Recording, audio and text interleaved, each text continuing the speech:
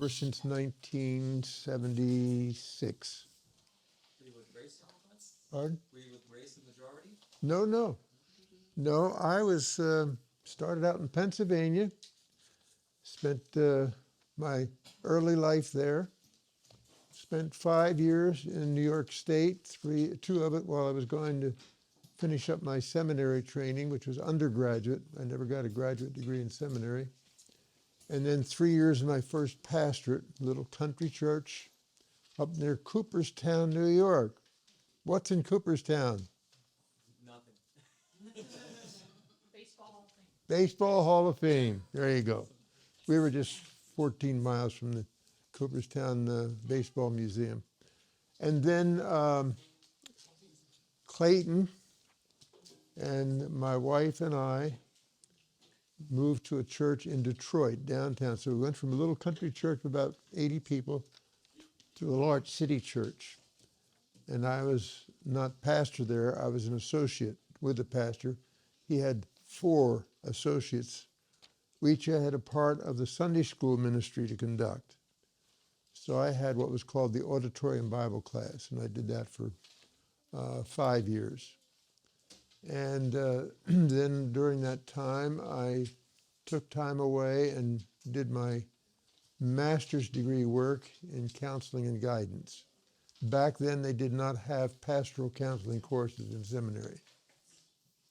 So I stepped out and went to a secular college and got a master's degree in guidance and counseling. And then I went back into pastoring for 3 years in a church where I was the head pastor. Then I served in another church for 5 more years, or 4 years, before the Lord led me out of pastoring altogether.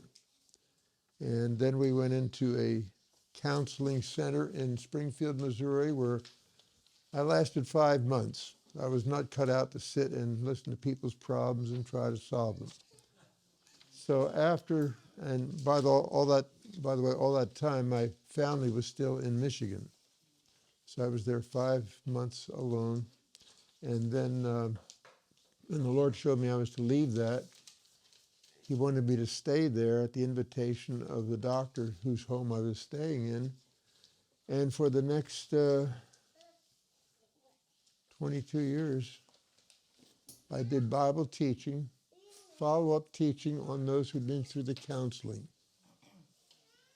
One time I had 11 classes in a week, all through the greater Springfield, Missouri area. And then eventually the Lord was showing me that I needed to move on, so we moved to Arizona. And my wife was very adept at her organ, and that's what sustained us basically. And I did some Bible counseling and teaching during that time. We lived in a golf resort, so I was able to open up the summer people that came for the country club, the golf course, and we had a summer church for the next 8 years while I was there. And then we got an invitation from Bill and from my other son in Colorado and said, we don't like having to have you in Arizona when we're in Colorado and in California, because someday you're going to need to call on us. And sure enough, when my wife passed away 4 years ago, it was good to have Bill and all of his family in Clayton there as she was passing away.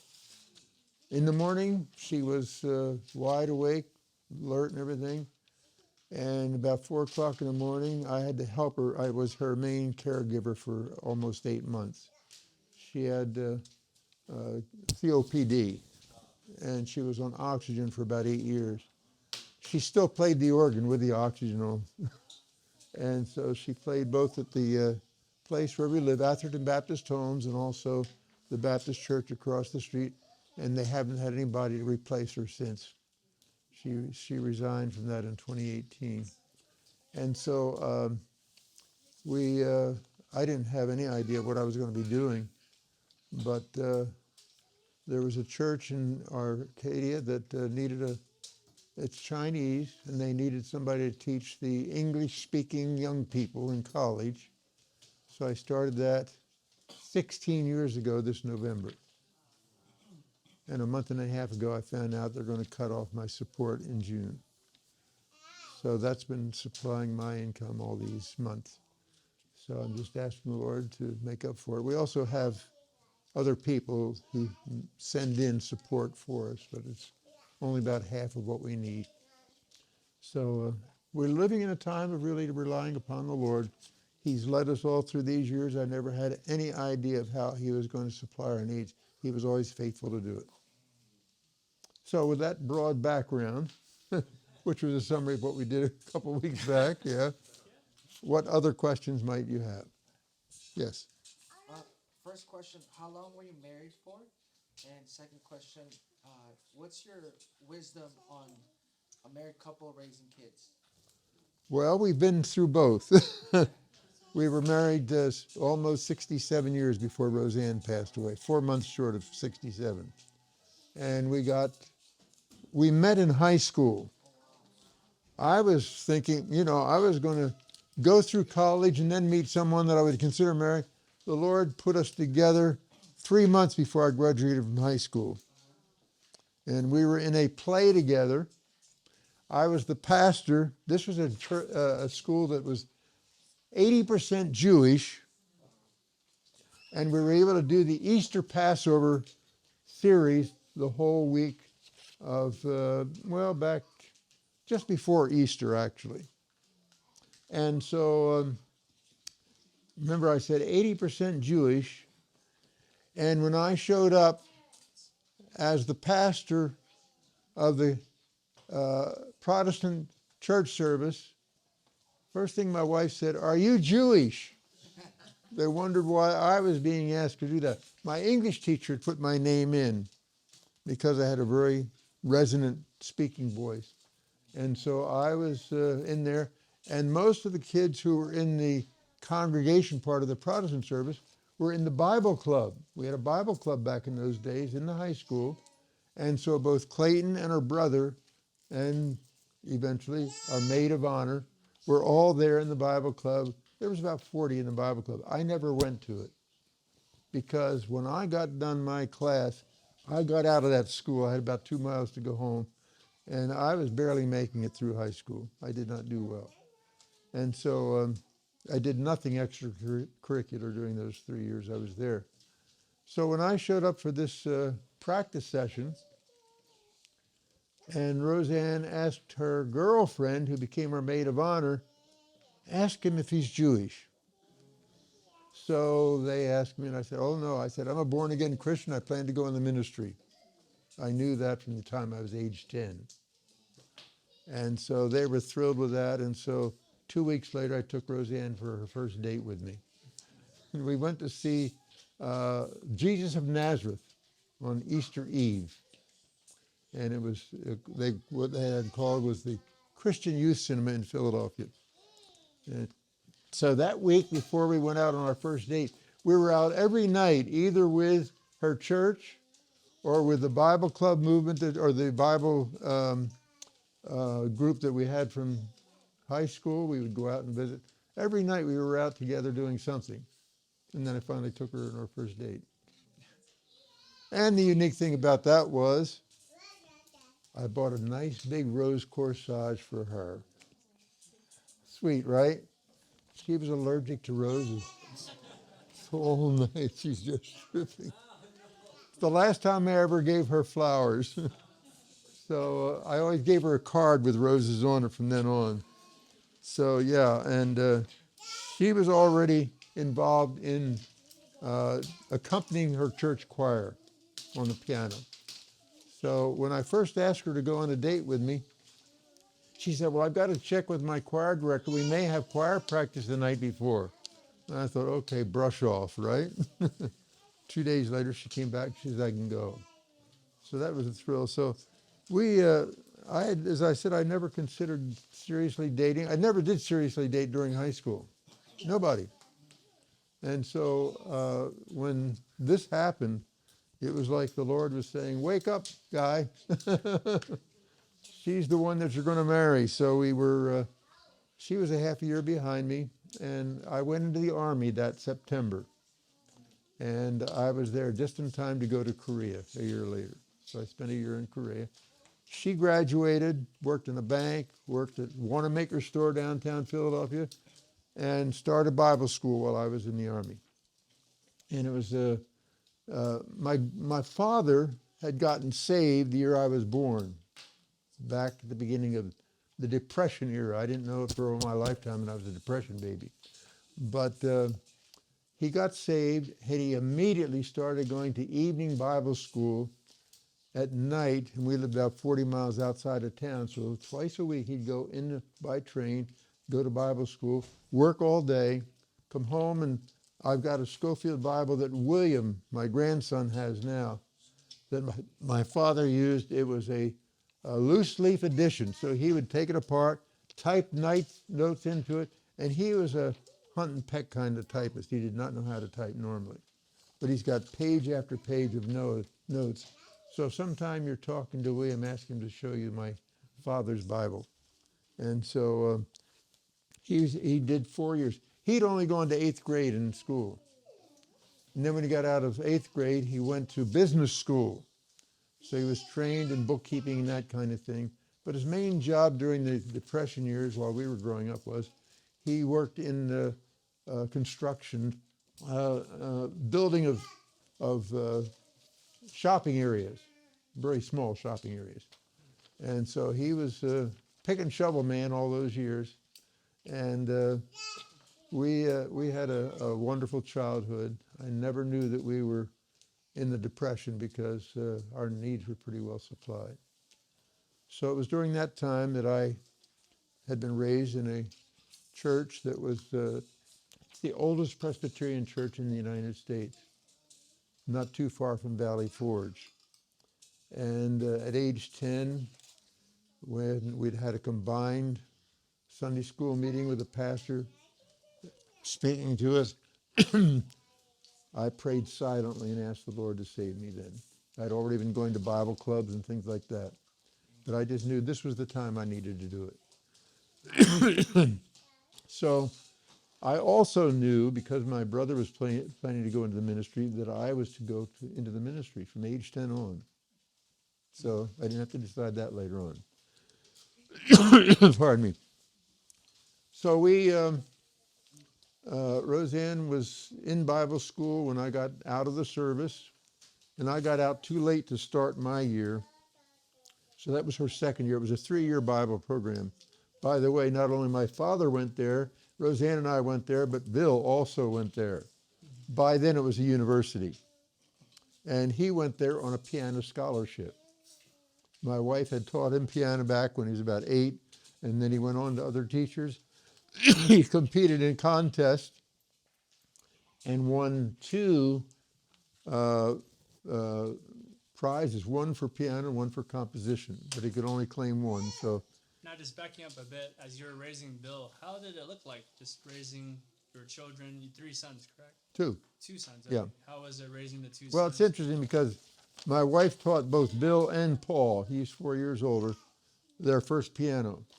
And after a year, Bill was making such good progress, Paul says, I want to quit. So he went on into college and did trombone. And when he got done college, he sold his trombone and never played again. But he is musical, and he sings, well, he used to sing in the choir. I don't think he does now. Last year, May of last year, he came down with cancer. They gave him 4 to 6 months to live. He is now 98% healed. And he is a computer consultant with Oracle, if you're acquainted with that. They do worldwide computer work. He is right up there in the top level. So actually, he's not employed by them. He's a consultant. So he has 3 children and 8 grandchildren. A lot of kids. Yeah. So how did you, as they were growing up, how did you raise them in the fear of the Lord? What did that Well, look like? it was very helpful because Paul was born during my first pastorate.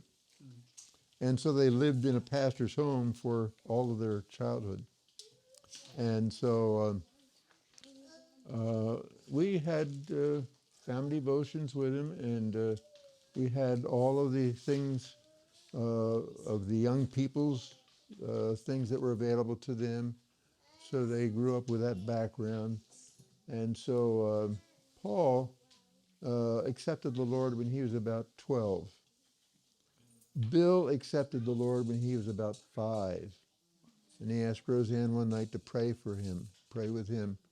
And so they kneeled down. We were in a parsonage at that point, and she prayed. I never got in on it, I'm sorry.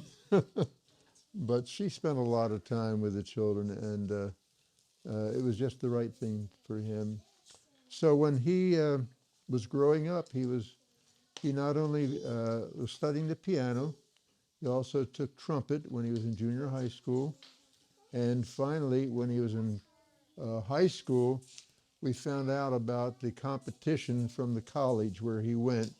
And so we actually went to a camp in Pennsylvania where his intended piano instructor was serving in a summer ministry in northern Pennsylvania. So he got to meet his instructor, who was from China. Wow. And he took Bill right through, and Bill, someday we might play you his senior recital. But he was quite a pianist back then. He doesn't play much anymore. Because once he finished at what is now Cairn University, it was called Philadelphia Biblical University back when he was there. And so when he graduated from there, he was involved in the college choir, but he also would sit or stand in the front line of the choir and operate all the recording stuff. He started them on their recording of their music and so forth while he was a student. So he was involved in sound, and he's doing that now Sunday nights, if you didn't know that. He's always in the sound room. And so he got interested in that when he was about 10 years of age. We got our first stereo system. Wow. And so he would just spend hours just listening to all the stations he could find on our stereo system. And he had a whole list of about 100 stations, both FM and AM. And he was very diligent about it, very organized. And so when it came time to go to college, we took him, and he got to meet his future piano teacher. And he was involved in not only the choir, but he also did his piano major. And he would travel during the summer, doing summer ministries with quartet and so forth, and the choir. And then he had a senior recital. It was a 5-year program because he was doing a double major, both Bible and piano. And he had a very interesting experience with his choir. So eventually the influence of his professor caused him to change his major from piano to choral. So he went to Temple University and got his master's degree in choral conducting. And after 2 years, he had to decide where he was going to go for his doctorate. So he came out to USC and lived with Clayton and began starting to get acquainted with Grace Church. Wow. This was way back in the 90s. That's where he also met Amy. She was working for Dr. Busenitz as his secretary. And if any of you have the first study Bible that Dr. MacArthur put out, she is one of the secretaries that's listed in the introduction. And so they went together for about 2 years. And then finally in 1995, they married. And then William was born in 98 and Rachel in 99. And then Sarah was born in 2002. So Sarah, of course, is still in college at Masters. And Rachel graduated from there and worked for a year in their lab. And now she's working with the publication, Grace Books. She just started with Grace Books about 3 months ago. Of course, she got married a year ago. So this was a promotion for her income. So they just moved into a new apartment. a couple of weeks ago. So that gives you a very brief summary, hopefully. I thought I did all that about 4 weeks ago, but it's good for some of you who weren't there. What other questions might you have? Yes? Were you involved in any missionary work in the past? Let's see. Yes, when we were a senior in high school, we had the opportunity to go up to New England and do summer vacation Bible school in 4 different places. So that was the beginning of our missionary ministry. Then when I was in Arizona, I worked on the Indian reservation. Once a month, I met with missionary pastors that were working with the Indians. And so for 7 years, I conducted a Bible training course for the missionaries. And so I would speak out there, and they were all English speaking, of course. So I was involved in that. I'm trying to think what else I did missionary-wise. Can't remember.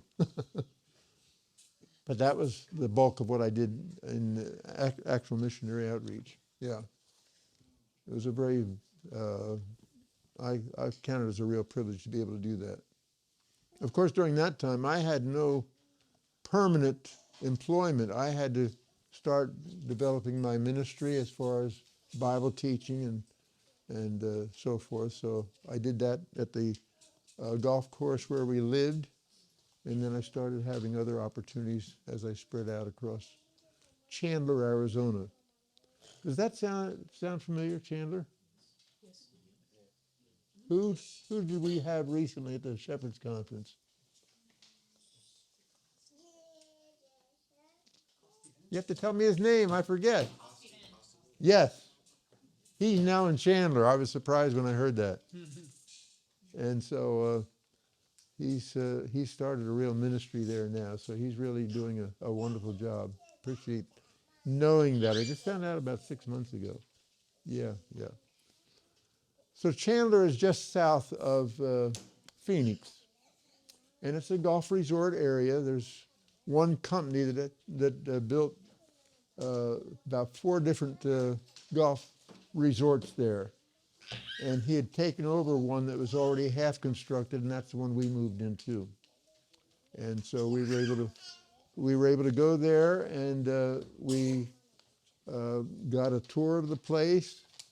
We were able to buy a lot and have we had our home chosen. We thought we were going to retire there. But after 10 years there, I couldn't take the heat. So, and at the same time, Bill and my son wanted us out here. So we've been here since 2008.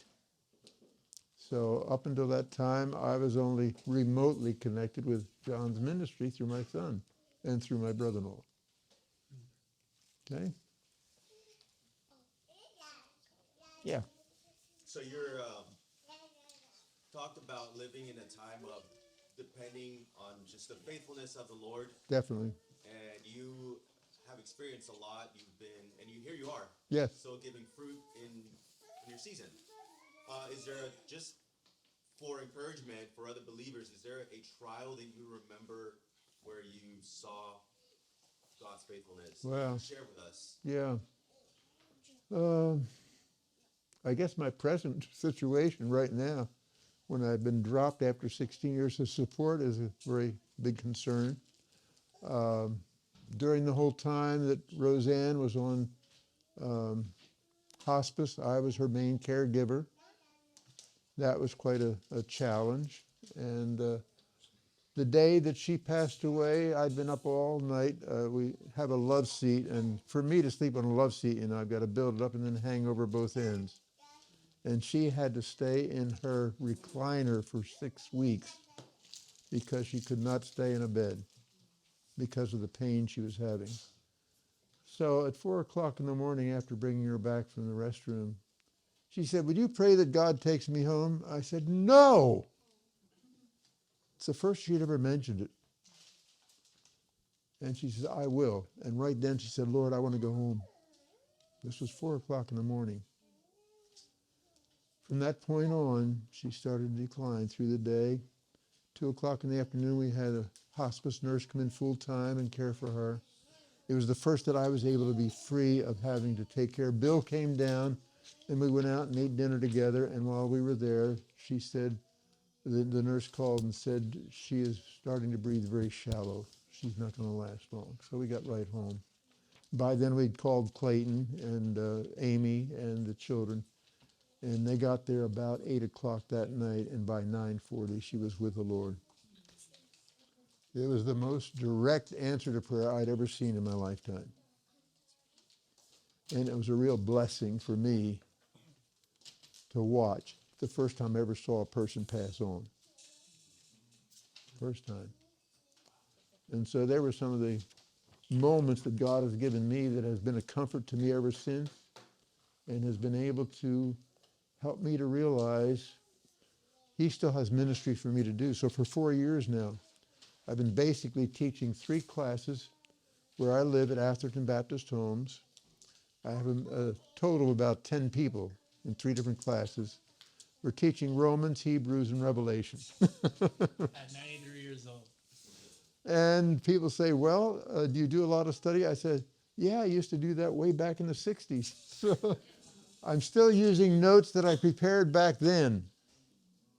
And it's amazing the opportunities that God gives me for people that have come up in the church and they are so amazed at what they don't know. And they just take it, you can feel them pull it out of you. Now, one interesting experience I had just last night, I went to Ralph's and I was getting some groceries. There was a young fellow there, and as I passed by, he had almost dropped something when he was reaching up into one of the, and he caught it halfway. I said, wow, you're good. And I went on my way, and I was over in the area where I get some of my vegetables and so forth. And he came over to me, he says, how old are you? I said, well, guess. He said, 60. I said, 33 years ago. He says, no. He's 40. And he's a personal trainer. He had a bandana on that had all kinds of skeletons and stuff on it. He had all kinds of tattoos. And he said, up until I was in my 20s, he said, I used to drink, go out with the women and all that. And he says, I stopped it. He never did say he was a Christian, but I could just tell. He says, I started paying attention to spiritual things at that point. I think he's Roman Catholic from what he told me. So we spent almost a half an hour just him pumping out of me the same kind of thing that you're having the opportunity to do now. And so after we were done, we just thanked. He kept saying, oh, he says, that's tremendous. That's tremendous. Just to see me walking around like I did it. Yeah. And he says, I just can't believe you're 93. I said, well, I am. And so I went on my way and started to go to the checkout counter and got my stuff all on the thing. He was 2 people behind me. He said, I'm going to pay for your groceries tonight. Wow. The Lord provides. It was amazing. It was amazing. And I guess I could say this, that no matter where you are, people are watching, and you have an opportunity to be an influence even if you don't have a chance to speak to them. And I'm praising God because I eat 1 meal a day in our dining room. Last night I spent an hour and a half with a new person that's looking at Atherton. She was there with her friend, and I was doing the same thing with her as I'm doing with you right now. And people are fascinated to hear the story of how in your life God has provided, God has led, and so forth. And sometimes it's far different than what it was the previous time. So I'm just happy to have the strength.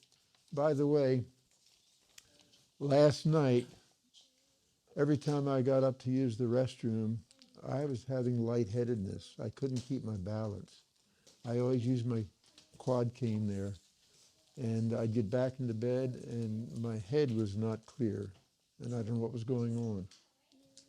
So the reason I got here at 4:30 today is because I fell asleep, got rested up, and my head is clear now. So, yeah. So anyway, any other questions before we dismiss? I do have a question Yes. from our sister in the Philippines. Okay. Let's see. She's asking, based on your past experiences, personally, or maybe what your mentors have taught you before, what are some do's and don'ts when we call out a brother or sister in Christ of their sins? And what were some mistakes you did in the past that you don't want today's generation to do in relation to speaking the truth in love? Wow.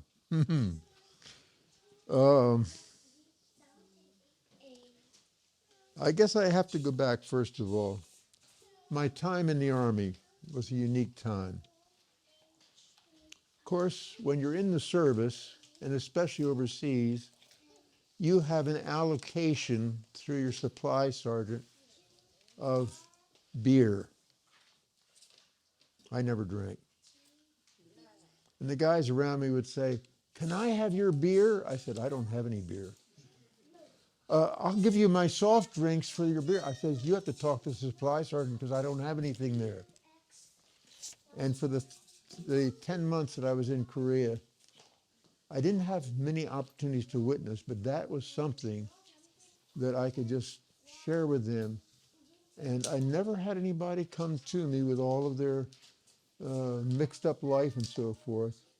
And of course, I was in an engineer battalion. I was a radio operator, and so we lived in a tent the whole time I was in the battle zone. But some of those men, I hope that and by the time I was finished there, I became the instructor of radio procedure for all the men in 4 companies. That was the beginning of my teaching career in the Army. And so then when I got home, I spent another 10 months and did the same thing following. But in all those opportunities, I never really had a lot of direct opportunities to witness, but they knew from what I was living like and how I was trusting the Lord, and I didn't participate in the things that I knew were destructive. My father never was able to overcome his smoking, and so I just never took it up. I never was influenced to that. I had a sister who was a nurse who died from smoking at age 85. And so I was just thankful. And my youngest brother died at 70. Now, he had been a smoker up until he was about 60, and then he gave it up. But I thought how the Lord protected me from all of the self-destructive things that we could do. And I had a desire to have fellowship where I was able to. And it was interesting.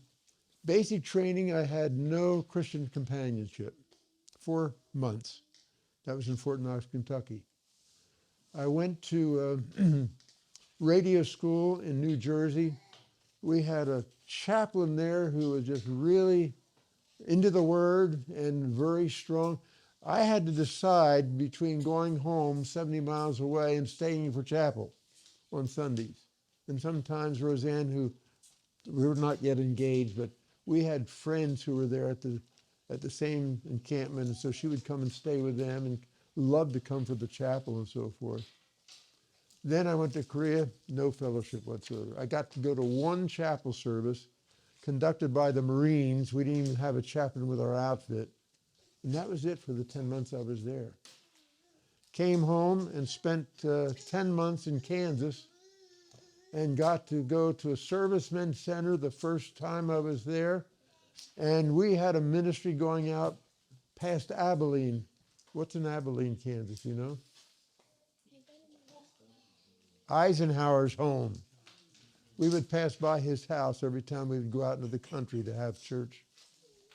And I ended up started doing song leading. And there was a little boy that would stand all the way in the back, 2 years old. And he would imitate me song leading. I visited back there again in the 70s, and I found out that he was now a music director in Joplin, Missouri. You just never know your influence. You never know what people are doing. But we had a real rich time. So it was like a checkerboard. No fellowship in basic training, lots of fellowship when I was in radio school, no fellowship in Korea, and then a lot of it as I finished out my ministry there in Kansas. So the Lord does provide, and He honors your testimony and your desires. And so it's been a real blessing for me to be able to just go on. And I did mention that I had 3 years at Philadelphia going to Bible school there. That's as far as they had at that point. They now give graduate degrees, actually. So I had to go on and choose a school. I wrote the 3 colleges, and I wanted to be able to go on. I wanted to be dispensational. I wanted to be able to study my 3rd year of Greek and the year of Hebrew. And I wrote the 3 schools and heard from only one. And I have a yearbook of my graduation. The reason I brought it was, how many of you know the background of Masters University? If you look at the date, they say it was founded in 27. It was not founded then. It was assumed from a school that started back then. Do you know what that school was? Los Angeles Baptist College. The man who was president there, when I visited there in 82, had been my seminary professor in New York State, and I got to meet him after all those years.